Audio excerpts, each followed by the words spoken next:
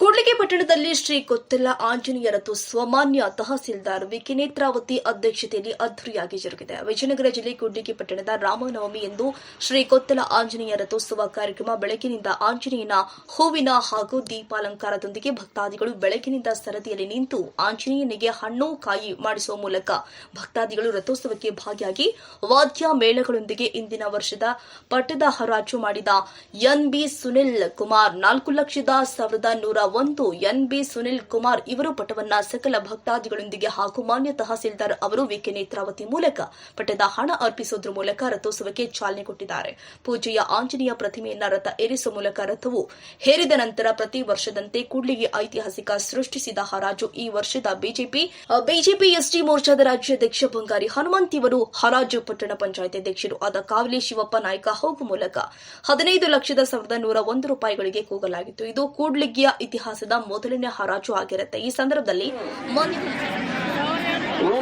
ಸುನಿಲ್ ಕುಮಾರ್ 8,01,101 ಸಾರಿ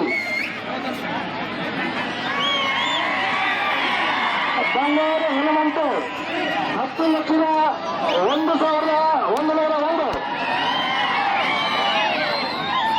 ಬಂಗಾರ ಹನುಮಂತ 10,01,101 ಬಂಗಾರ ಹನುಮಂತ 10,01,101 ಒಂದು ಸಾರಿ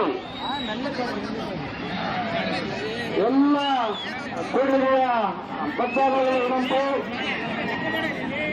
ಎಲ್ಲರೂ ಕೂಡ ಕೊತ್ತೆಲ ಆಂಜನೇಯ ಸ್ವಾಮಿಯ ಪಟಾರಾಧನೆಯಲ್ಲಿ ನಾವು ಎಲ್ಲರೂ ಕೂಡ ಭಾಗಿಯಾಗಿದ್ದೀವಿ. 10,01,101 ಬಂಗಾರ ಹನುಮಂತ 2 ಸಾರಿ 10,01,101 ಬಾಳನ್ ದಯಮಾಡಿ ಹೆಸರು ಟ್ರೈ ಮಾಡಿ. ಇಲ್ಲಿ ತಹಸೀಲ್ದಾರ್ ಇದ್ದಾರೆ, ಸ್ವಲ್ಪ ಅರ್ಥ ಮಾಡ್ಕೊಳ್ರಿ. ಏನಾದ್ರು ಸಟ್ಟಿದ್ರೆ ಕಾಯಿಗಳಿಂದ ಹೆಸರು ಮಾಡಿಬಿಡ್ರಿ. ದಯಮಾಡಿ 101 ಎನ್.ಬಿ. ಸುನಿಲ್ ಕುಮಾರ್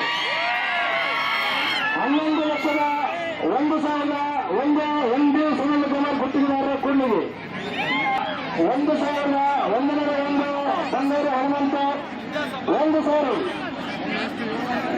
12,01,101 ಬಂಗಾರ ಹನುಮಂತ 2 ಸಾರಿ